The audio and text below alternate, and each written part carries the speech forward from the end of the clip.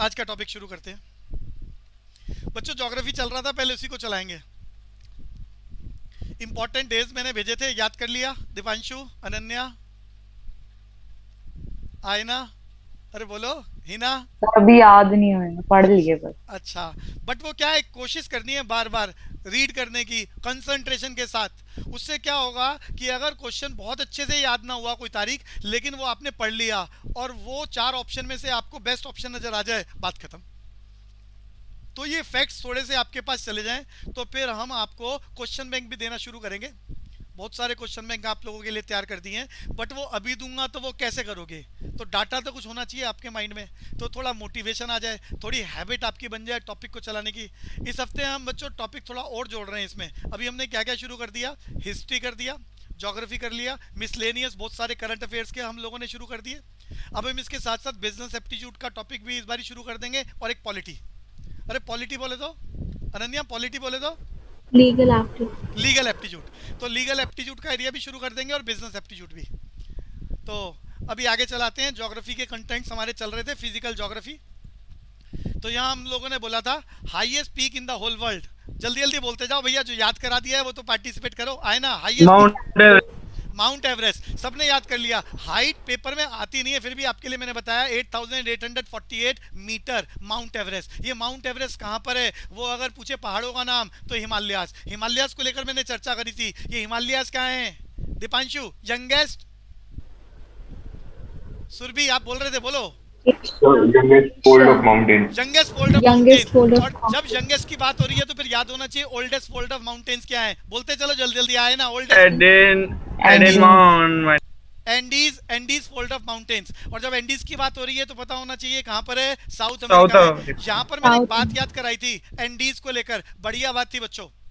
पूरी दुनिया की highest capital city, highest capital city क्या नाम बताया था? कौन बताएगा? अच्छा, अच्छा, लपाच। क्या बात है भैया, लपाच। याद है चीजें। लपाच, लपाच। और लपाच किस कंट्री की हालांकि सीसीसी करना है अभी हमें, तो किस कंट्री की कैपिटल है? Bolivia. Bolivia. Bolivia. Bolivia.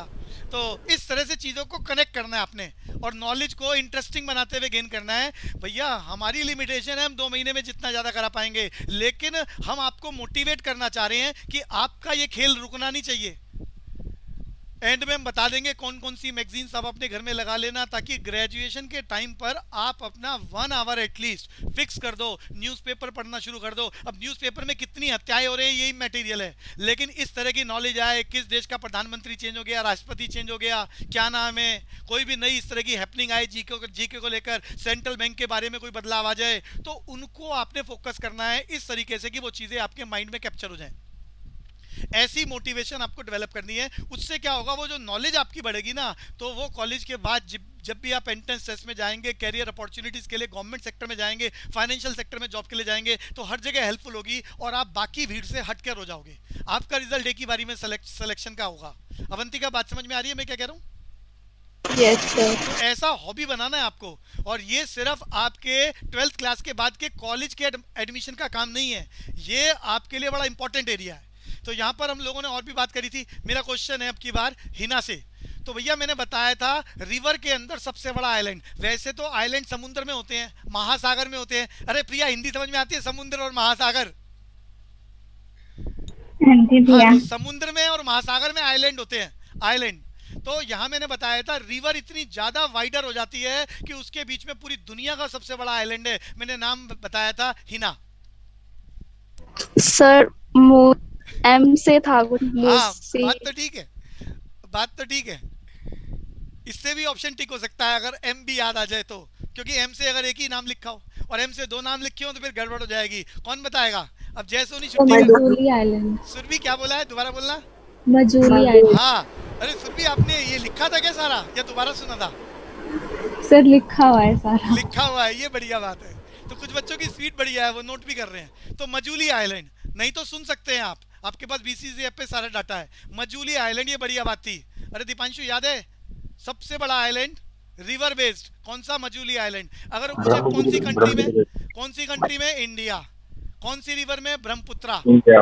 Brahmaputra. यहाँ जब ब्रह्मपुत्रा की बात चल रही है तो सुन लो। लॉन्ग, अच्छा मैंने सामने डाटा लिखा हुआ है वर्ल्ड का। Longest river in the whole world, Nile आपको याद कराया। मेरा क्वेश्चन चल रहा है लॉन्गेस्ट रिवर इन इंडिया। मेरा question, longest river in India कौन बोलेगा? ब्रह्मपुत्र, ना ना, इंडस, इंडस, रिद्धिमा ने इंडस बोल, अरे इंडस। इंडस रिवर हिंदुस्तान में बहुत छोटे एरिया में चलती है, उसके बाद वो दूसरी कंट्री में चली जाती है। इंडस रिवर जिसे हम सिंधु नदी बोलते हैं हिंदी में, प्रिया के लिए बोल रहा हूं, चाइना से आते हैं, चाइना से आते हैं। तो दूसरी कंट्री में चली जाती है। हिंदुस्तान में इसका डिस्टेंस, इसकी लेंथ बहुत कम है, तो हम इसको लॉन्गेस्ट नहीं बोल पाएंगे, नहीं बोल पाएंगे। ऐसे ही ब्रह्मपुत्रा की भी बात बता दूं, ये ब्रह्मपुत्रा भी एक से ज्यादा कंट्रियों में, चाइना, इंडिया, बांग्लादेश, म्यांमार, बहुत, भूटान, बहुत सारी कंट्रियों से पास ऑन हो रही है। अगर वो सबकी लेंथ हम जोड़ दें तो ये बड़ी हो जाएगी, लेकिन इंडिया में इसकी लेंथ बहुत कम है, हिंदुस्तान में सिर्फ कुछ एरिया से निकल रही है, इसीलिए हम इसको भी लॉन्गेस्ट नहीं बोल पाएंगे। फिर मेरा क्वेश्चन वहीं का वहीं स्टैंड कर रहा है बच्चों। सर गंगा। क्या बढ़िया बात गंगा। है। हिना तुक्का मारा है क्या? सर वो गंगोत्री से बे ऑफ बंगाल तक जाती है ना, तो वही हाँ, होगी। ये देखो, ये चालाकी है, ये चालाकी है। इस बच्चे को पता है कि गंगा कहाँ से निकल रही है, गंगोत्री से। गंगोत्री कहाँ पर है? उत्तराखंड में। अरे उत्तराखंड की बात आ रही है तो उत्तराखंड का कैपिटल भी बता दो। देहरादून। देहरादून, उत्तराखंड का कैपिटल देहरादून। तो उत्तराखंड में गंगोत्री से निकल रही है गंगा, और कहाँ जाके गिर रही है? कहाँ जा, जल्दी जल्दी बोलो। Bay of Bengal. Bay of Bengal. अब यहाँ एक क्वेश्चन और तैयार हो रहा है गंगा के नाम से। पहली बात तो याद कर लो, longest river in India Ganga. Distance, length आती नहीं है, फिर भी आपके लिए बता दूं, 2530, 2500 किलोमीटर याद रखो तो भी काम चलेगा। 2500 किलोमीटर ब्रह्मपुत्रा की लंबाई से ज्यादा है, लेकिन इंडिया में उसकी लेंथ बहुत कम है। इंडिया में लेंथ बहुत कम है। यहाँ क्वेश्चन आ रहा है लॉन्गेस्ट रिवर इन इंडिया, तो वो क्या हो गई हमारी? गंगा। अब गंगा को लेकर बताया, इसका सोर्स क्या है? गंगोत्री। और ये कहाँ जाकर आउटफ्लो, कहाँ जाके गिरता है महासागर में? तो बे ऑफ बंगाल। यहाँ पर एक बात बता रहा हूँ बच्चों, जब रिवर समुद्र में जाके गिरती है तो उस एरिया को क्या कहते हैं? मेरा क्वेश्चन है अनन्या से। जब कोई भी रिवर, डेल्टा, डेल्टा, सबको याद हो गया बच्चों, डेल्टा। अरे डेल्टा बोले तो जब रिवर समुद्र के साथ मिलती है तो उस जगह में क्या होता है? ज्वार भाटा। अरे हिंदी में बोल रहा था ज्वार भाटा, इंग्लिश में बोलते हैं टाइड्स। टाइड्स भी आते हैं, तो पानी दोनों का मिक्स होता है और ओवरफ्लो करता है, जमीन के ऊपर भी आता, अरे जमीन पे आ जाता है पानी समुद्र का, और नदी का पानी समुद्र में जा रहा होता है, तो ट्रायंगुलर शेप बन जाती है डेल्टा के नाम से। तो मेरा क्वेश्चन है, इस पूरी दुनिया का सबसे बड़ा डेल्टा, क्या मजेदार बात, इंडिया का ही है सबसे बड़ा डेल्टा। सुंदरबन। सुंदरबन डेल्टा, क्या बढ़िया, सुंदरबन डेल्टा। सारे याद कर लो बच्चों। तो इस दुनिया का सबसे बड़ा डेल्टा सुंदरबन डेल्टा, ये कहां पर है? India and Bangladesh. India and Bangladesh. ये क्या है? ये जो गंगा बे ऑफ बंगाल में जा रही है, तो उससे जो डेल्टा बन रहा है, उसी डेल्टा का नाम है सुंदरबन। सुंदरबन। इस सुंदरबन में, सुंदरबन नाम क्यों रखा है? अरे वन हिंदी का शब्द है, बोले तो फॉरेस्ट। तो ऐसा एरिया में मर्सी लैंड है, वहाँ कीचड़ है, पानी ऊपर टाइड्स के थ्रू ऊपर आ जाता है लैंड में, तो वहाँ लोग नहीं रहते, वो दलदल वाला इलाका है, और विशेष प्रकार के पेड़ उगते हैं, विशेष प्रकार के पेड़। Sir mangrove. हाँ, उन पेड़ों को हिंदी में बोलते हैं सुंदरी पेड़, सुंदरी पेड़, और इंग्लिश में बोलते हैं मैंग्रोव ट्री। अभी अभी हिना ने बोला है मैंग्रोव ट्रीज या सुंदरी पेड़। ये सुंदरी पेड़ से वो सारा एरिया भरा हुआ है जहां पर वो डेल्टा है, तो इसे बोलते हैं सुंदरवन, हिंदी का नाम। प्रिया याद हो गया? सुंदरवन। तो कौन से पेड़ है यहाँ पर? मैंग्रोव ट्रीज हैं, तो ये डेल्टा की बात याद आ गई। Longest river in India Ganga. ऐसे ही कोई पूछ ले साउथ इंडिया की लॉन्गेस्ट रिवर क्या है, कोई बता सकता है? गोदावरी। गोदावरी। गोदावरी। गोदावरी। गोदावरी को साउथ इंडिया में क्या कहते हैं? Ganga of the south. क्या कहते हैं? गंगा ऑफ द, है ना? छोटी गंगा कहते हैं। हाँ जी। तो छोटी आगे, गंगा। हाँ जी। तो अब चलेंगे आगे, वापस आ रहे हैं अपने टॉपिक पर। तो किसी भी टॉपिक को लेकर बहुत ज्यादा डिटेल में हम जा सकते हैं आगे। तो नाइल की बात कर रहे थे, तो longest river in the whole world Nile. Source याद कराया लेक विक्टोरिया। आउटफ्लो कहाँ जा रहा है? मेडिटेरियन। यहाँ मेडिटेरियन को लेके मैंने बताया था कि ये मेडिटेरियन सी का पानी कहाँ जा रहा है? अटलांटिक ओशियन में, और इन दोनों को जोड़ता है बीच में कौन सी जगह? हिना क्या नाम बताया था? जिब्राल्टर। जिब्राल्टर। इस जिब्राल्टर पे किसका कब्जा है? यूके का। तो भैया ये जिब्राल्टर को क्या कहा जाता है? इसका निकनेम, अरे क्या बताया था? की टू मेडिटेरियन। तो आगे चलते हैं जी। Amazon river. भैया इस दुनिया में जिस नदी में सबसे ज्यादा पानी है, जिसकी विड्थ सबसे ज्यादा है, जिसमें पानी का फ्लो सबसे ज्यादा है, वो है Amazon river. Largest, widest, fastest river in the whole world, Amazon. याद हो गया? अरे बोलते चलो जी। Yes sir. तो लार्जेस्ट, फास्टेस्ट, फास्टेस्ट की बात कर रहा हूँ, widest river in the whole world Amazon. ये रिवर कहाँ से निकल रही है? एंडीज फोल्ड ऑफ माउंटेन से। कहाँ जाके इसका पानी गिर रहा है? अटलांटिक ओशियन में। लेंथ मैंने लिखी है आपकी नॉलेज के लिए है, पेपर में नहीं आती लेंथ कितने किलोमीटर। अगली बात मैंने यहाँ लास्ट क्लास में चला दी थी, यंगजी। वो पूछे वैसे तो ये थर्ड, हाँ दीपांशु, सर अमेजोन रिवर है जो अमेजोन फॉरेस्ट के वहीं से निकलती है, मतलब कहाँ कि से? अमेजोन फॉरेस्ट के पास होते हैं, एक ही जगह है अलग अलग जगह पे? अमेजोन फॉरेस्ट जो है वो अमेजोन रिवर के पास ही है। भाई जहां से भी रिवर निकलती है वहां क्या होता है, माउंटेन का जो माउंटेन को क्रश करने से जो पाउडर बन निकलता है वो सारा प्लेन्स में आके फैल जाता है। फिर वहां पर अगर लोग रहना शुरू कर देते हैं तो फर्टाइल लैंड बन जाती है, नहीं तो जंगल उग जाते हैं। तो नेचुरल सी बात है, हर रिवर के साथ ऐसा होगा। दीपांशु क्लियर है? ओके। हर रिवर के साथ। अगर मैं गंगा की बात करूं और हिंदुस्तान की फेमस रिवर्स की बात करूं तो उन्होंने हिंदुस्तान में हिमालय के नीचे इतना बड़ा प्लेन डेवलप कर दिया है, मोस्ट फर्टाइल लैंड है, और जिसमें सबसे ज्यादा वीट की, राइस की हम खेती करते हैं, और लोगों ने रहना शुरू कर दिया। और लोग नहीं रह रहे होते तो ये फॉरेस्ट एरिया होता। क्लियर है बच्चे?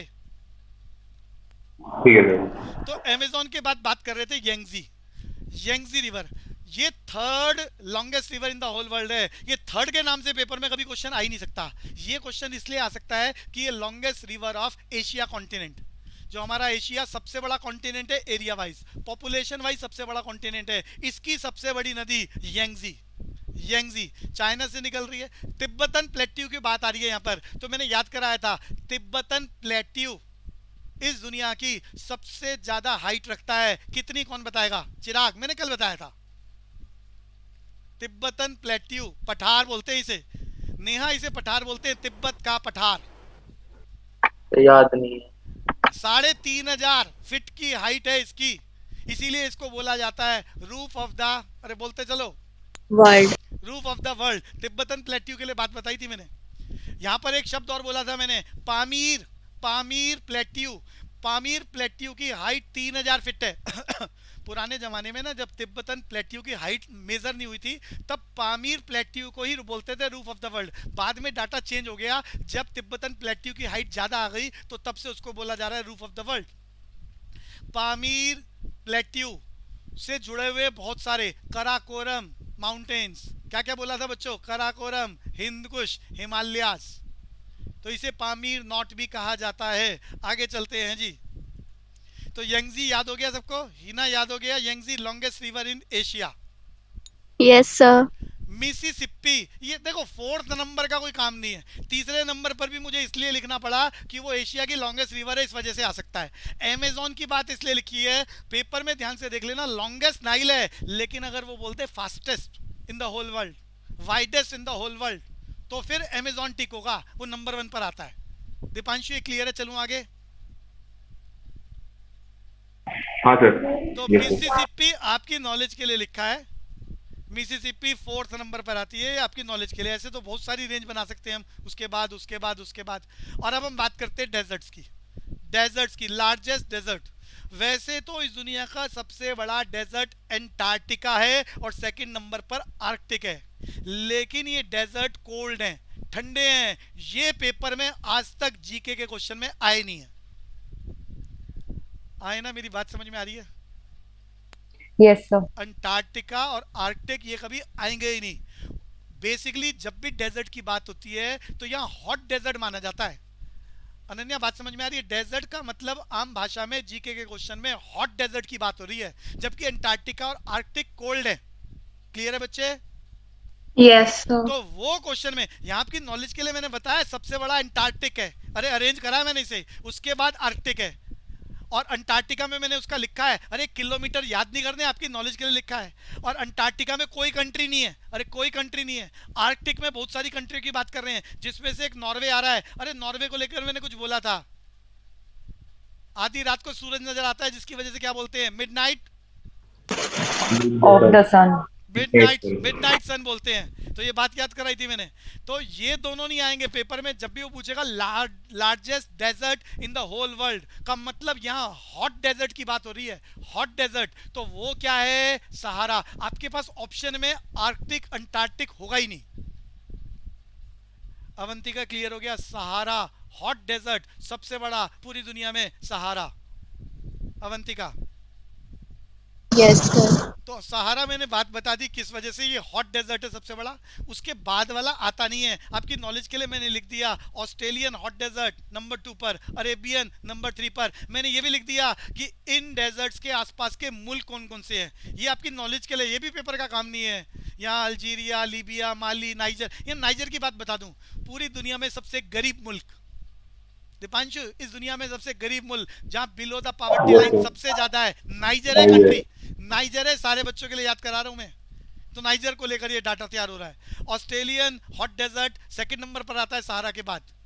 Arabian Arabian desert Saudi Arabia, Yemen, United Arab Emirates, Iraq, Jordan, Qatar. तो ये आपकी नॉलेज के लिए, ये बाद वाले नहीं आएंगे। ये थार मैंने आपके इंडिया की वजह से लिखा है, ये थार हॉट डेजर्ट में 18वें नंबर पर आता है, आपकी नॉलेज के लिए। पेपर वाला नहीं पूछेगा कि 18वें नंबर पर कौन सा आएगा, वो तो फर्स्ट की बात करेगा जो सहारा आपके लिए याद रखना है। और एक्चुअली में अगर अंटार्कटिका आ गया तो ये कोल्ड है और पूरी दुनिया का सबसे बड़ा है। अवंतिका, यहाँ तक क्लियर है? Yes sir. थार डेजर्ट भैया 2 मुल्कों के बीच में, ये इंडिया पाकिस्तान सबको मालूम है। तो बात करते हैं ग्रेटेस्ट लेक। ये नेचुरल लेक की बात है। इस दुनिया में लोगों ने आर्टिफिशियल लेक भी बना ली है, कंट्रियों ने आर्टिफिशियल लेक भी बना ली है। तो यहाँ नेचुरल लेक्स की बात हो रही है। और ये लेक इतनी बड़ी है कि इनको हम समुद्र बोलते हैं। समुद्र, मैंने कहा था समुद्र का मतलब जो कंट्रियों की बाउंड्री के अंदर होती है, और जो बियॉन्ड द बाउंड्री है उसे ओशियन बोल रहे थे। तो सबसे बड़ी लेक याद कर लो, कैस्पियन सी। ये बड़ी वाली ही आती है, कैस्पियन सी। इसके साथ में कौन कौन सी कंट्रियां अटैच्ड हैं मैंने यहाँ लिख दिया है। अरे CIS, अरे मैंने बचपन में बताया था। अनन्या बताओगे CIS की फुल फॉर्म? मैंने बताया था, इंटरनेशनल ऑर्गेनाइजेशन है। अरे जल्दी बताओ पूरी क्लास, कोई भी। CIS। Commonwealth of Independent States. Yes, बिल्कुल बढ़िया है। अरे सुर भी बोल पा रही है, बाकी क्यों नहीं बोलते भैया? मैंने बताया था आपको, कॉमनवेल्थ ऑफ इंडिपेंडेंट स्टेट्स, ये 12 कंट्रियां हैं। और इसकी स्टोरी बताई थी मैंने आपको कि USSR डिसइंटीग्रेट हो गया 1991 में और बहुत सारी कंट्रियां बन गई। मैंने कुछ नाम लिखे हैं, Tajikistan, Uzbekistan, Russia, Georgia, Belarus, Armenia. 12 कंट्रियां हैं जो USSR से डिसइंटीग्रेट होकर बनी। तो इन्होंने अपने आप को एक इंटरनेशनल ऑर्गेनाइजेशन में कवर कर लिया ट्रेड को प्रमोट करने के लिए। उसे क्या बोलते हैं? CIS, Commonwealth of independent states. Confuse मत हो जाना, एक और इंटरनेशनल ऑर्गेनाइजेशन है। अरे कौन बता रहा है? मैंने बताया था इस जैसा, कभी आप गड़बड़ कर दो। Commonwealth nations. कॉमनवेल्थ नेशंस, इसमें 54 कंट्रियां हैं। कॉमनवेल्थ नेशंस, मैंने ये इंटरनेशनल ऑर्गेनाइजेशन का अलग असाइनमेंट बनाया है, वो भी दूंगा मैं आपको। तो ये कॉमनवेल्थ नेशन 54 कंट्रियां हैं और इनमें वो सारी कंट्रियां शामिल हैं जो अंग्रेजों के अधीन रही थी, जिन इलाकों पे अंग्रेजों ने कब्जा करा था और बाद में उन्हें फ्री कर दिया था। तो ये इंटरनेशनल ऑर्गेनाइजेशन बनी, क्या? Commonwealth Nations. और ये कंट्रियां पार्टिसिपेट करती है कॉमनवेल्थ गेम्स। अरे किसी को याद है कॉमनवेल्थ गेम होते हैं पूरी दुनिया में? यही 54 कंट्रियां पार्टिसिपेट करती है। अरे बोलो। Yes, sir. हाँ, Yes, sir. Sports activity. अब स्पोर्ट्स एक्टिविटी जब कराऊंगा तो कॉमनवेल्थ गेम्स की हिस्ट्री आएगी, फिर बताएंगे पिछला कॉमनवेल्थ गेम कहाँ हुआ, किस किसने कितने प्राइज जीते। ओलंपिक गेम्स की भी बात होगी, वो स्पोर्ट्स एक्टिविटीज में हम लोग करेंगे। तो यहाँ पर सुपीरियर लेक सेकंड नंबर पर, विक्टोरिया थर्ड नंबर पर, बट भैया फर्स्ट नंबर वाली ही आती है। आगे चलते हैं बच्चों। कुछ इंटरनेशनल बाउंड्रीज, ये बाउंड्री कोई अर्थ पे कोई फिजिकल लाइन नहीं है, ये हम लोगों ने लाइनें, आर्टिफिशियल लाइनें बना दी हैं कि इधर हम हैं उधर तुम हो। दीपांशु समझ में आता है? इधर हम बोले तो इंडिया, उधर तुम बोले तो चाइना बोलो, पाकिस्तान बोलो, बांग्लादेश बोलो, कुछ भी बोल दो। तो ऐसी लाइनें हम लोगों ने खींच दी। ये पॉलिटिकल बोल रहा हूं मैं, पॉलिटिकल इंटरनेशनल बाउंड्रीज हैं। तो इसमें से कुछ याद करने वाली है, वैसे तो हर कंट्री की इंटरनेशनल बाउंड्री है, तो कुछ इंपॉर्टेंट एरिया आपके लिए यहाँ लिखा है जो पेपर में नॉर्मली आता है। तो हिडनबर्ग लाइन किन दो कंट्रियों के बीच में? Germany and Poland. 49th parallel between USA and Canada. McMahon line ये पेपर में आई हुई है, between the India and China. अरे दीपांशु, मैंने बताया था हिंदुस्तान आज़ादी के बाद कितने बार नेशनल इमरजेंसी लगा चुका है, यानी कितनी बार फॉरेन कंट्री से हमारी वॉर हुई। कारगिल 3 बार, 2 बार पाकिस्तान और एक बार चाइना। 3 बार फंडामेंटल राइट्स सस्पेंड हो गए थे, नेशनल इमरजेंसी लगाई थी। नेशनल इमरजेंसी कोई बताएगा? आर्टिकल 30. 30। अवंतिका दोबारा बोलना। 7. 70। सर अच्छा मैं आर्टिकल 365 शायद ना 356। ना बच्चे ना, मैं तीन ऑप्शन देता हूँ। अरे हमारे देश में अकॉर्डिंग टू कॉन्स्टिट्यूशन तीन इमरजेंसी पावर है, तीन प्रकार की इमरजेंसी पावर है। एक लिखी है आर्टिकल 352 में, एक 356, एक आर्टिकल 360। सर 352। सही बात है, सही बात है। तो ऑप्शन आ जाए तो तुम ज्यादा बेटर तरीके से कर सकते हो। तो ये मैं पॉलिटी में कराऊंगा। बोले तो लीगल एप्टीट्यूड में आर्टिकल 352 क्या, आर्टिकल 356 क्या और आर्टिकल 360 क्या, और ये तीनों के तीनों हिंदुस्तान की इमरजेंसी सिचुएशंस हैं। एक में नेशनल इमरजेंसी होती है, एक में फाइनेंशियल इमरजेंसी होती है, और एक में स्टेट इमरजेंसी होती है। क्या बोला है आसिफ, याद हुआ आपको? कौन कौन सी तीन इमरजेंसी? फाइनेंशियल स्टेट, और नेशनल। फाइनेंशियल स्टेट और नेशनल। नेशनल इमरजेंसी कब होती है? जब देश में कहीं अटैक हो जाए तो नेशनल इमरजेंसी सरकार अनाउंस करती है। नेशनल इमरजेंसी का मतलब है फंडामेंटल राइट सस्पेंड हो जाते हैं, जीने का अधिकार। सिर्फ एक राइट छोड़ा जाता है, जीने का अधिकार। बाकी अरे बहुत सारे फंडामेंटल राइट्स मिले हैं, ये भी मैंने चर्चा करी थी। बात चल रही है तो बताना। अरे मैंने बताया था अवंतिका, हमारे कॉन्स्टिट्यूशन में ओरिजिनली हमें कितने फंडामेंटल राइट्स मिले बाय बर्थ? 7। 7। लेकिन आजकल 6 हैं, और जो राइट हटाया है फंडामेंटल राइट नहीं है, वो राइट टू प्रॉपर्टी है। तो फंडामेंटल राइट तक सस्पेंड हो जाते हैं नेशनल इमरजेंसी में। जब अटैक होता है तब ऐसा होता है। स्टेट इमरजेंसी, हाँ दीपांशु। सर जैसे अभी कोविड के टाइम पर भी हमारे फंडामेंटल राइट थोड़े सस्पेंड हुए हैं, तो कहाँ उसे सस्पेंड, कहाँ ये नहीं सस्पेंड? आएंगे इमरजेंसी नहीं में? कहाँ, नेशनल इमरजेंसी थोड़ा राइट टू लगाई मूव सस्पेंड हो गया था, भैया। एक लॉकडाउन में पर्टिकुलर लगाया था। लॉकडाउन में सिर्फ ये कहा बाहर मत जाओ, लेकिन बाकी ऑप्शंस तो सारी खुली हुई थी। आपके पास फंडामेंटल इतने सारे राइट्स हैं। हालांकि इस पेंडेमिक के चलते बहुत सारी बातें, सरकार के पास रिसोर्सेज नहीं है। लोग जिस तरीके से बीमार होने लगे, सरकार के हॉस्पिटल छोटे पड़ गए, डॉक्टर्स बीमार हो गए, तो सारा सिस्टम। अरे और तो और, अब बोलना नहीं चाहिए, कब्रिस्तान और शमशान घाट पर लाइनें लगनी शुरू हो गई, लाइनें लगनी शुरू हो गई, और लोगों को ऑप्शन नहीं थी, लेके जाएं तो कहां लेके जाएं। तो जब ऐसी सिचुएशन आ जाए तो सिचुएशन और ज्यादा खतरनाक ना हो जाए, तो उसके चलते सरकार ने ऐसा करा, और वो भी एरिया वाइज। आपको याद होगा पिछले साल सरकार ने पूरी कंट्री में लगाया, तो सरकार को उसके बाद ऐसा रियलाइज हुआ ये बहुत बड़ी गलती थी कि पूरे देश में एक साथ सारे रिसोर्सेज को बैन कर दिया जाए। तो अब इस बार सेंट्रल लेवल पर ऐसा कुछ भी नहीं हुआ, एरिया वाइज छोटे छोटे लेवल पर लगाया गया, चाहे वो स्टेट वाइज लगाया गया, और उतनी ज्यादा पाबंदियां नहीं थी, रिलैक्सेशन थी, ताकि सब कुछ बिल्कुल बैन ना कर दिया जाए, सिस्टम को पूरी तरह रोक ना दिया जाए। दीपांशु समझ में आ रहा है? अब उस तरीके से नहीं लगाया दीपांशु, और ना आगे लगाएंगे। वो पहली बार था ना, एक्सपीरियंस नहीं था, तो वो खेल चला कि पेंडेमिक में कैसे करें, क्या करें। अब घर में अचानक कुछ सिचुएशन ऐसी आ जाए तो भगदड़ में घर का हेड कोई डिसीजन ले ले, और फिर बाद में एक्सपीरियंस से पता चले कि नहीं ऐसा नहीं करना। क्लियर है बच्चे? दीपांशु। Yes sir. और नेशनल इमरजेंसी जब भी लगाई जाती है तो पार्लियामेंट में एजेंडा पास किया जाता है, और फिर उसको अनाउंस किया जाता है पब्लिकली। तो ऐसा कोई अनाउंसमेंट हुआ ही नहीं। आगे चलेंगे जी। तो मैं बात कर रहा था नेशनल इमरजेंसी के बाद स्टेट इमरजेंसी। अरे स्टेट इमरजेंसी बोले तो गवर्नर रूल, गवर्नर रूल बोले तो हिंदुस्तान में किसी भी स्टेट का लॉ एंड ऑर्डर बिगड़ जाए तो वहां पर हमारी सेंट्रल गवर्नमेंट हमारे प्रेसिडेंट को बोलकर गवर्नर के थ्रू कंट्रोल कर लेती है, और वहां के चीफ मिनिस्टर और जो भी पॉलिटिकल पार्टी सत्ता में होती है उसको डिसॉल्व कर दिया जाता है। भाषा समझ में आती है आसिफ? हाँ जी भैया। तो वहां की सरकार, अरे दिल्ली में भी, अरे बताओ दिल्ली में प्रेसिडेंट रूल लगा है कभी? अरे गवर्नर रूल लगा है, जल्दी बताओ, इतने सारे बैठे हो। हे भगवान, सोच रहे हो सारे, आए ना? दिल्ली में कभी गवर्नर रूल लगा आज तक? सर शायद एक बार। हे भगवान, तुम्हारे ही जमाने में लगा है, तुम्हारे जमाने में, ज्यादा पुरानी बात थोड़ी ना है। अरे लगा लगा।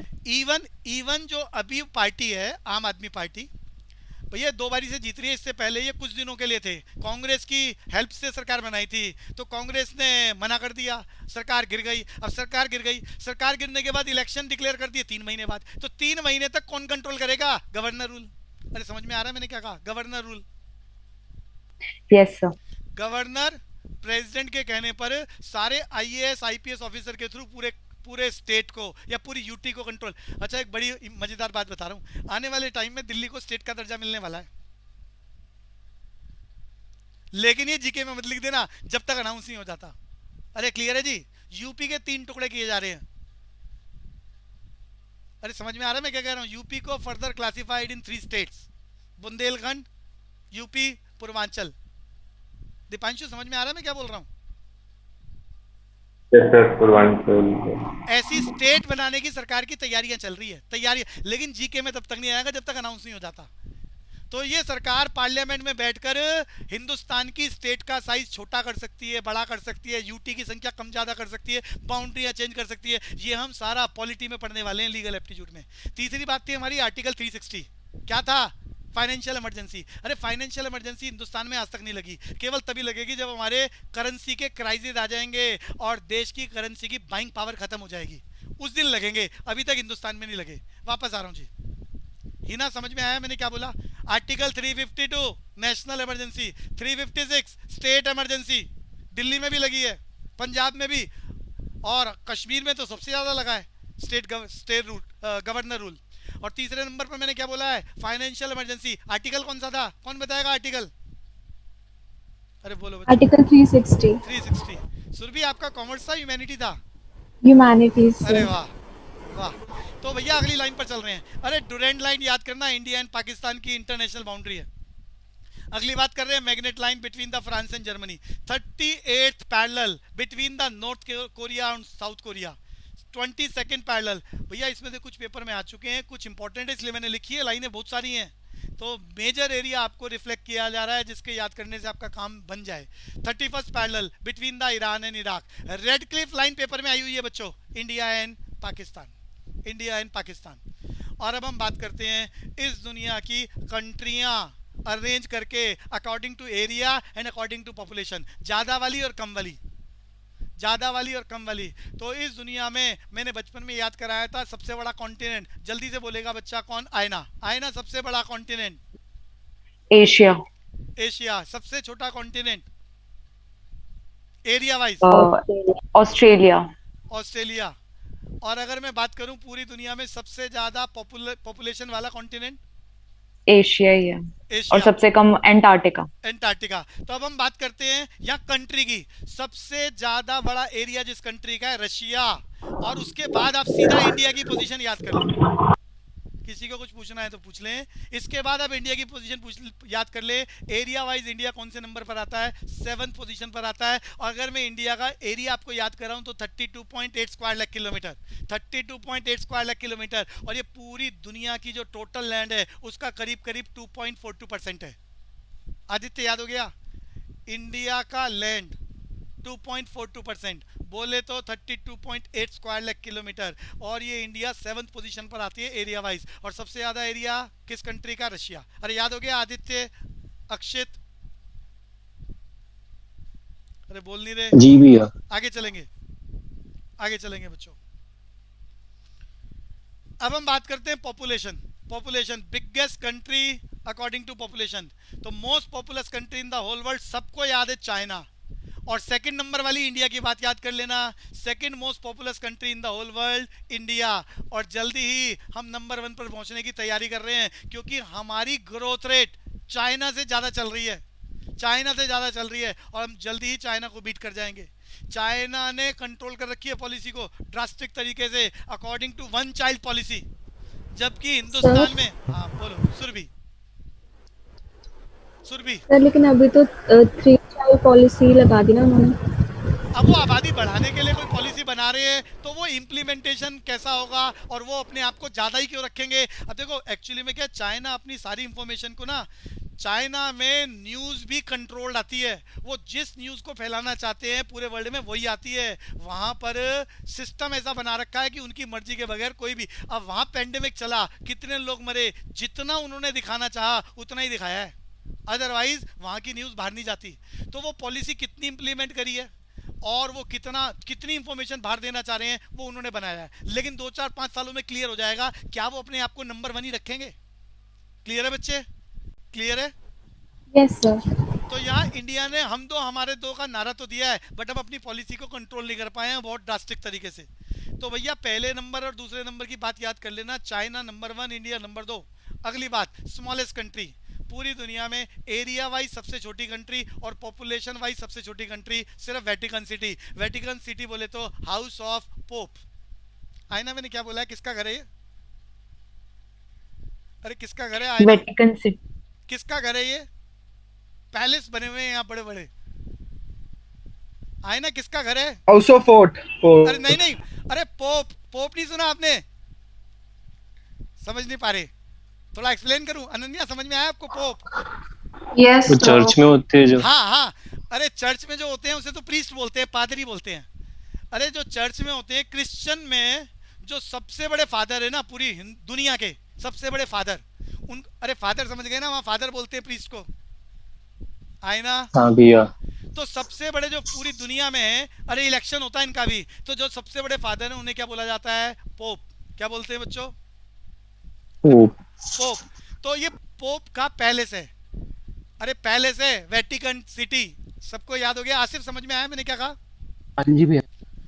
अरे जब ये इलेक्शन होता है ना, तो पूरी दुनिया के प्रीस्ट इकट्ठे होते हैं और उनकी रेशो फिक्स कर रखी है कि इस कंट्री से इतने पोप आएंगे, इस कंट्री इतने प्रीस्ट आएंगे, इतने प्रीस्ट आएंगे। वो वहाँ पैलेस में इकट्ठे होते हैं, फिर वो इलेक्शन कैंपेन चलता है और फिर उसके बाद जब भी रिजल्ट आता है, ये भी बड़ा मज़ेदार है, न्यूज़ चैनल्स में आता है, तो उसमें कैसे कैसे पैलेस को चारों तरफ से बंद किया जाता है, बाहर सारे न्यूज़ चैनल्स होते हैं और अंदर से धुआं निकल रहा होता है, धुएं का कलर ब्लैक होता है, फिर जब वो वाइट हो जाता है तो ये सबको पता चलता है, पूरी दुनिया में टेलीकास्ट हो रहा है कि भैया पोप का चुनाव हो गया है। और फिर जो भी पोप इलेक्ट होते हैं वो वहां से विंडो से बाहर आते हैं और वो पब्लिक को अनाउंस करते हैं जो भी उनके शब्द होते हैं। अरे बात समझ में आ रही है? आदित्य, आसिफ, अरे बोलते चलो। अक्षित। हाँ भैया। तो भैया ये मैंने क्या बताया, इस दुनिया का सबसे छोटी कंट्री, एरिया वाइज भी पॉपुलेशन वाइज भी, वेटिकन सिटी। क्या है ये? House of, palace of pope. तो पोप समझ गए आप, मैंने क्या बताया आपको। सेकंड और थर्ड नंबर की बात मैंने आपकी नॉलेज के लिए लिखी है, पेपर में नहीं आती। तो अगली बात करते हैं, biggest metropolitan city according to population. पूरी दुनिया में मोस्ट पॉपुलस सिटी, सिटी की बात कर रहा हूँ, कॉन्टिनेंट याद करा दिया, कंट्री याद करा दिया, अब हम सिटी की बात कर रहे हैं। Most populous city in the whole world, Mexico City in USA. और सेकंड नंबर पे बात करेंगे तो क्या है? Tokyo in Japan. आयना याद हो गया? चले आगे। आयना बोल नहीं पा रहे। अक्षित, अनन्या, चले आगे। yes, sir. अब हम बात करते हैं उन कंट्रियों के नाम जो पहले कुछ और थे और अब कुछ और हैं। भैया बहुत सारे थे, बट उसमें से जो मोस्ट इंपॉर्टेंट है, जिसमें से कुछ पेपर में आए भी हुए हैं आपके एग्जाम में, मैंने वही लिखे हैं। भैया नया नाम कंट्री का कंबोडिया, पुराना नाम कंपुचिया। घाना का पुराना नाम old coast. Indonesia double East Indies. Iraq का पुराना नाम, अरे मैंने पीछे बताया था, पुरानी 4 ओल्डेस्ट सिविलाइजेशन। अनन्या नाम याद कराओ, 4 Indus oldest. Valley Civilization, Chinese Civilization, Egyptian Civilization, Mesopotamian तो ये Civilization. जो मेसोपोटेमियन की बात कर रहे हैं, आज इस कंट्री का नाम इराक है भैया, जिसे हम जकार्ता बोलते हैं। जकार्ता का पुराना नाम बताविया। ताइवान का पुराना नाम, अरे ताइवान पे आजकल चाइना ने कब्जा कर लिया है। ताइवान, ताइवान का पुराना नाम फॉर्मोसा। इंटरनेशनल ट्रेड होता है यहाँ पर इलेक्ट्रॉनिक्स का, पूरी दुनिया का। तंजानिया पुराना नाम जंजीबार। अरे यूएई फुल फॉर्म बोलना Deepanshu, full form United Arab Emirates. पुराना नाम अरब एमिरेट। जायरे अफ्रीका कॉन्टिनेंट में, पुराना नाम कांगो। जाम्बिया और जिम्बाब्वे, पुराना नाम नॉर्थ रोडेशिया, साउथ रोडेशिया। और अब हम बात करते हैं कुछ ज्योग्राफिकल एपिथेट, ध्यान से सुनना। हमारे साउथ इंडिया में नीलगिरी, अच्छा मैं हिल स्टेशन बताता हूँ, जल्दी याद आ जाएगा। अनन्या, माउंट आबू तो राजस्थान में। बाहुबली भी आपको नहीं पता होगा। अरे श्रवण बेलगोला सुना आपने? श्रवण बेलगोला नहीं सुना। साउथ इंडिया में कोई हिल स्टेशन सुना हो आपने? पूरी क्लास किसी ने? उटी सुना है? अच्छा, अरे पूरी Yes, class. sir.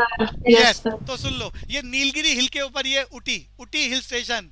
Asif, Aditya, किसी ने सुना उटी हिल स्टेशन, साउथ इंडिया? हाँ भैया। तो ये उटी कहाँ पर है? नीलगिरी पहाड़ियों पर।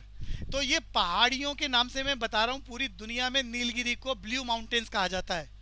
अब किताबों में तो इतना ही लिखा है, बस याद कर लो ब्लू माउंटेन। जानकारी मैं आपको दे देता हूं, जब यहाँ सनलाइट पड़ती है तो यहाँ मिट्टी का कलर कुछ इस तरह का है कि जो कलर्स रिफ्लेक्ट करते हैं वो नीले कलर के नजर आते हैं, नीले कलर के नजर आते हैं। ये सिर्फ इसी पहाड़ की खासियत है, जिसकी वजह से क्या कहा जाता है, ब्लू माउंटेन। अरे क्लियर हो गया, स्टोरी पर नहीं जाना, बट मैं आपको आइडिया दे रहा हूँ इसे ब्लू माउंटेन क्यों कहते हैं। कुशाग्रा, हिना, क्लियर हुआ? नीलगिरी जहाँ पर Yes, sir. हिल स्टेशन है, कौन सा हिल स्टेशन मैंने बताया, इससे आपको इंटरेस्टिंग रहेगा। ऊटी। और ऊटी कहाँ पर है? कर्नाटका की बात हो रही है, ये साउथ इंडिया में, मैं स्टेट भी बोल रहा हूँ आपको। अरे क्लियर है बच्चों? आए ना? कर्नाटका की कैपिटल बताना, कर्नाटका की कैपिटल बताना। बेंगलुरु। बेंगलुरु, बिल्कुल ठीक है जी। आगे चलते हैं। सिटी ऑफ स्काई स्क्रैपर्स बोले तो न्यूयॉर्क, न्यूयॉर्क को कहा जाता है city of sky scrapers. City of seven hills, अरे चारों तरफ सेवन हिल्स है, तो रोम। सिटी ऑफ गोल्डन गेट किसको कहा जाता है?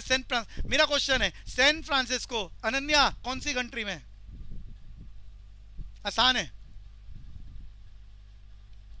यूनाइटेड, जल्दी बोलना है। अमेरिका। अमेरिका। तो भैया यूएसए में सैन फ्रांसिस्को। तो ध्यान से सुनो, एक्चुअली में सैन फ्रांसिस्को में एक ब्रिज बनाया गया, एक ब्रिज बनाया गया जो ब्रिज उस सैन फ्रांसिस्को को दूसरे शहर से जोड़ता था, और उस ब्रिज का नाम रखा golden gate. Golden gate. Deepanshu बात समझ में आ रही है? Deepanshu,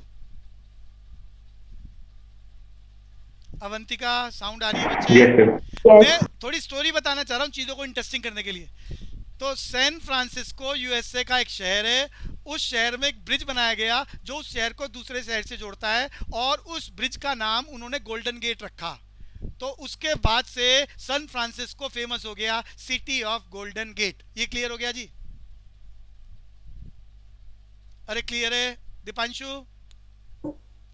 Yes, sir. न्यूयॉर्क को सिटी ऑफ स्काई स्क्रैपर क्यों बोलते हैं भैया? बड़ी ऊंची ऊंची टावर्स हैं यहाँ पर, तो पुराने जमाने में ही फेमस हो गया कि ये न्यूयॉर्क बोले तो city of sky scrapers. Cockpit of Europe किसे बोला जाता है? अरे बेल्जियम को। थोड़ी स्टोरी याद करा देता हूँ, वैसे तो रट्टा मार सकते हो। कॉकपिट ऑफ यूरोप फिर भी बता देता हूँ। अरे यूरोप में सबसे ज्यादा लड़ाइयाँ हमारे इतिहास में, हमारी हिस्ट्री में, यूरोप कॉन्टिनेंट में सबसे ज्यादा लड़ाइयाँ जिस कंट्री में हुई है उस कंट्री को बोलते हैं बेल्जियम, और बेल्जियम फेमस हो गया कॉकपिट ऑफ यूरोप। सबसे ज्यादा वॉर, हिस्टोरिकल हैपनिंग्स यहाँ पर हुई हैं वॉर की। अरे क्लियर है अनन्या? Yes, sir. जिसकी वजह से इसे बोला जा रहा है कॉकपिट ऑफ यूरोप। भैया हवांग हो, अगला शब्द हवांग हो। गौरव नागिया, आपको पता चल रहा है अगला नाम हवांग हो? गौरव, हिना, बोलो बच्चे। Yes, sir. हवांगो एक रिवर का नाम है, चाइना में बहती है। क्या है ये रिवर? कौन सी कंट्री में है हिना? चाइना में। चाइना में। इसको पूरी दुनिया में कहा जाता है चाइना सारो। क्यों कहा जाता है? सुनना चाहोगे या रट्टा मारोगे? जल्दी जल्दी बोलना है। कुशाग्र,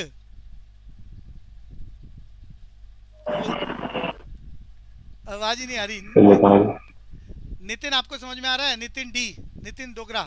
यस सर। हाँ बच्चे, तो चाइना सारो क्यों कहा जाता है? तो उससे थोड़ा चीज़ों को याद रखना आसान हो जाएगा, वो याद हो जाएंगी।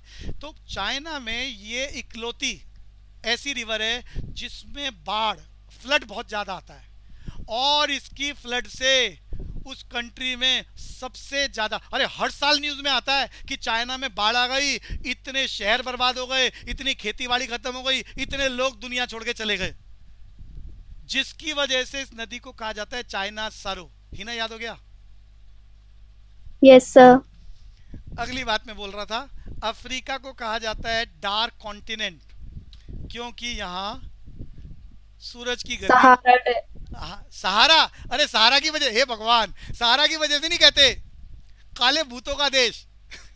अरे आपके लिए हिंट बोल रहा हूँ, काले भूतों का देश मतलब समझ गए दीपांशु? Sir, dark skin. हाँ हाँ बिल्कुल, अब आप ठीक समझ गए। एक्चुअली में अफ्रीका में सनलाइट इस तरह से पड़ती है कि वहाँ के लोगों का जो कलर है वो ब्लैक है, तो वहाँ के रहने वाले लोग काले रंग के हैं, इसीलिए इस पूरे अफ्रीका कॉन्टिनेंट को ब्लैक डार्क कॉन्टिनेंट भी बोला जाता है। अरे क्लियर है? सहारा की वजह से नहीं है। लेकिन साउथ अफ्रीका में तो नहीं है सबका भाई। साउथ, बात सुनो, मैं कॉन्टिनेंट की बात कर रहा हूँ। अफ्रीका या कॉन्टिनेंट है या कंट्री की बात नहीं कर रहा मैं। अफ्रीका कॉन्टिनेंट को डार्क कॉन्टिनेंट बोला जा रहा है, उसमें तो बहुत सारे मुल्क हैं। अरे क्लियर है बच्चे? ओके भैया। तो डार्क कॉन्टिनेंट बोला जाता है, मेजोरिटी लोग ब्लैक कलर के हैं, सनलाइट इस तरह से पड़ती है कि कलर चेंज हो जाता है स्किन का। ऐसे ही अफ्रीका के लोगों को क्या, ऑस्ट्रेलिया के लोगों को क्या बोला जाता है? अरे जल्दी बोल दो, ऑस्ट्रेलिया के लोगों को। अरे बोलते ही व्हाइट कॉन्टिनेंट। नहीं नहीं, white continent kangaroo. Kangaroo, kangaroo बोलते हैं। अब वहाँ का एनिमल भी ऐसा ही कंगारू है, तो उन लोगों को एनिमल्स बोलते हैं। कुछ ना कुछ ऐसी इंपॉर्टेंट चीजें उस कॉन्टिनेंट, उस कंट्री के साथ जोड़ दी जाती है। वापस आते हैं जी। रोम को कहा जाता है एमरल्ड सिटी। जहाँ कुछ याद कराने वाली बात है बोलूंगा। लासा मैंने बचपन में बताया था आपको, अरे याद है Lhasa? Lhasa is a city in Tibet. अरे तिब्बत किसी जमाने में एक इंडिपेंडेंट कंट्री था, इंडिपेंडेंट कंट्री था। इस पर किसका कब्जा हो गया? अरे जल्दी जल्दी बोलते जाओ।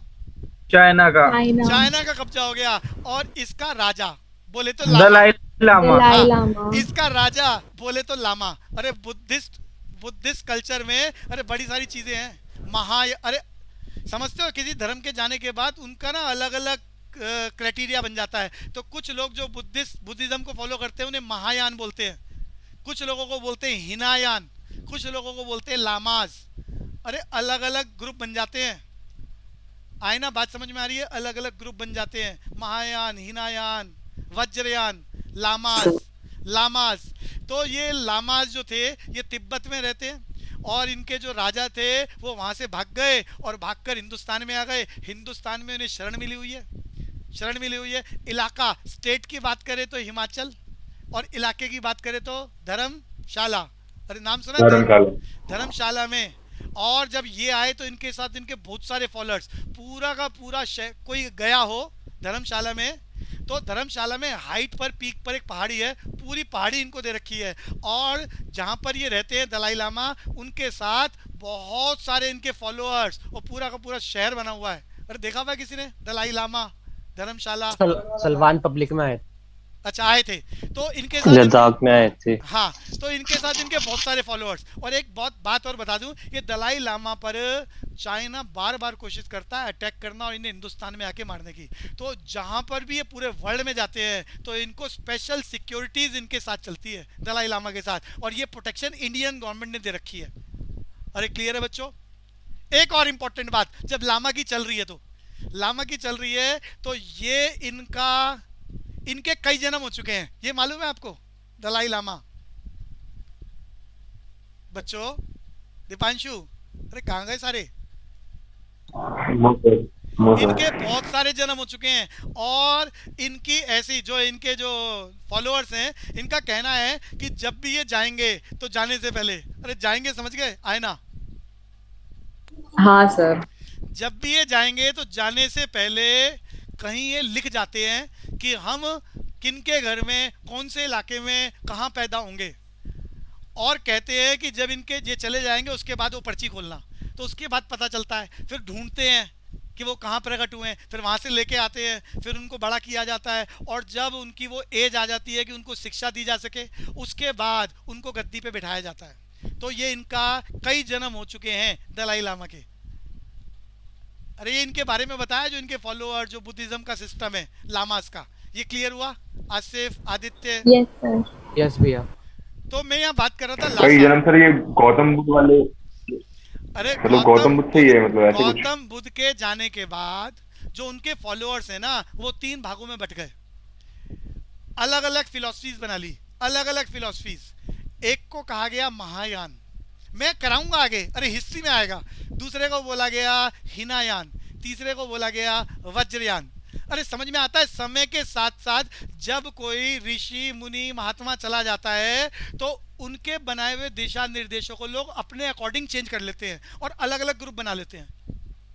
अरे मेरी बात समझ में आती है? जैसे एग्जांपल लेता हूँ, अरे हर जगह ऐसा होता है। जैसे मुस्लिम कम्युनिटी में जो भी पीर पैगंबर गए, उनके जाने के बाद लोगों ने अपने अकॉर्डिंग रूल्स रेगुलेशन को चेंज कर लिया। जैसे सिया, सुन्नी, अरे नाम समझ में नहीं आता तो याद करो ना। आसिफ, बात समझ में आ रही है? सिया, सुन्नी, आपको तो समझ। तो ऐसे मैं एक आइडिया देना चाह, ऐसा हर धर्म में होता है। मैं ऐसा नहीं कह रहा सिर्फ बुद्धिज्म में, बुद्धिज्म, जैनिज्म, कोई एग्जांपल ले लो कि जो भी वो ऋषि मुनि महात्मा के फॉलोअर्स होते हैं, वक्त बदलने के बाद उन रूल्स रेगुलेशन को फॉलो कर। ऐसे समझो, बुद्धिज्म तो कभी भी कहता ही नहीं है मांस खाओ, अरे दीपांशु, बात समझ में आ रही है? Yes sir. लेकिन जब ये धर्म इंडोनेशिया में पहुंचा और बड़े सारे मुल्कों में चल रहा है, तो वहां पर तो खाने का और कोई साधन ही नहीं है। वहां सिर्फ और सिर्फ यही ऑप्शन है कि वो नॉनवेज खाएं, अदरवाइज इंसान जिंदा कैसे रहेगा? तो उन्होंने धर्म को अपने अकॉर्डिंग बदल लिया, अपनी कंट्री के स्ट्रक्चर के अकॉर्डिंग बदल लिया। भाषा समझ में आती है मैं क्या कह रहा हूँ? Yes yes sir. सर। तो मैंने आइडियोलॉजी दी है आपको। तो ये जो लामाज हैं, ये तिब्बत से आए हैं हिंदुस्तान में। तिब्बत का सबसे ऊंचा शहर, कैपिटल नहीं है, ऊंचा शहर की बात कर रहा हूँ, जिसे बोलते हैं पूरी दुनिया से कट ऑफ हो जाना, तो उसे क्या बोला जाता है? Forbidden city. मैंने पिछली क्लास में भी इसकी चर्चा करी थी। अरे याद आ रहा है तो आगे चले। सर इसका फॉरबिडन सिटी का मतलब दुनिया से फिजिकली कट ऑफ हो जाना ना? नहीं, अरे एक्चुअली में हाइट इतनी ज्यादा है, तो उस हाइट की वजह से उसका निकनेम रख दिया। जैसे हम महात्मा गांधी को बापूजी बोल रहे हैं, जैसे हम रविंद्रनाथ टैगोर को, अरे जल्दी बोलो, गुरुजी। गुरुदेव बोल रहे हैं, निकनेम फेमस हो गया।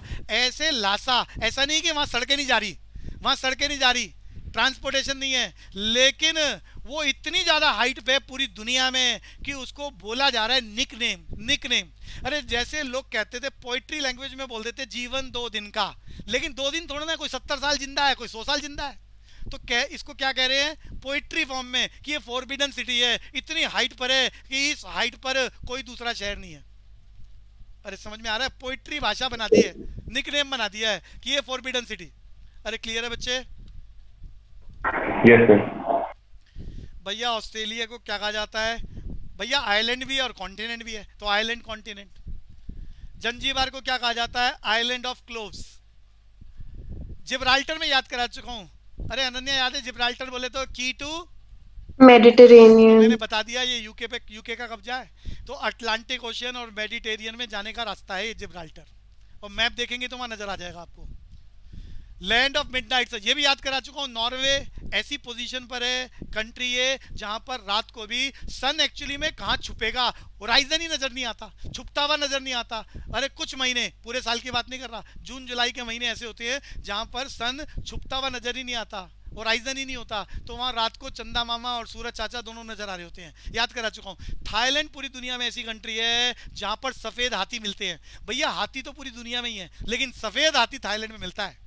अरे सफेद हाथी को हिंदुस्तान में क्या कहा जाता है? पूरी क्लास कौन बताएगा? अरे बोलो बच्चों। अरे कोई नहीं बोलता। अनन्या, एरावत सुना है आपने? एरावत कभी किसी बच्चे ने सुना हो? Yes sir. Yes sir. White elephant को हमारे हिंदुस्तान के स्क्रिप्चर्स में क्या बोला गया है? एरावत। कभी आपने पढ़ा हो, सुना हो? क्यूबा को बोलते हैं sugar bowl of the world. भैया ये बात सुन लो, किसी जमाने में क्यूबा कंट्री में सबसे ज्यादा चीनी का प्रोडक्शन होता था, जिसकी वजह से फेमस हो गया sugar bowl of the world. लेकिन अब पूरी दुनिया में सबसे ज्यादा प्रोडक्शन चीनी का, दीपांशु आवाज आ रही है? ब्राजील में होता है, ब्राजील में होता है। नंबर 2 में इंडिया में होता है, और हिंदुस्तान पूरी दुनिया का इकलौता मुल्क है जहां चीनी की सबसे ज्यादा कंजम्पशन होती है। सेकंड लार्जेस्ट प्रोड्यूसर है इंडिया शुगर का, और लार्जेस्ट कंज्यूमर है। बात समझ में आ रही है बच्चों? Yes sir. भैया समय की लिमिटेशन है, क्लास यहीं रुकनी पड़ेगी, अगली क्लास वाले आ गए हैं। थोड़ा चीज़ों को याद रखो बच्चों, चीज़ों को बढ़ाओ। मैंने बता दिया इस हफ्ते में हम टॉपिक्स और थोड़े जोड़ेंगे, बहुत सारा काम करने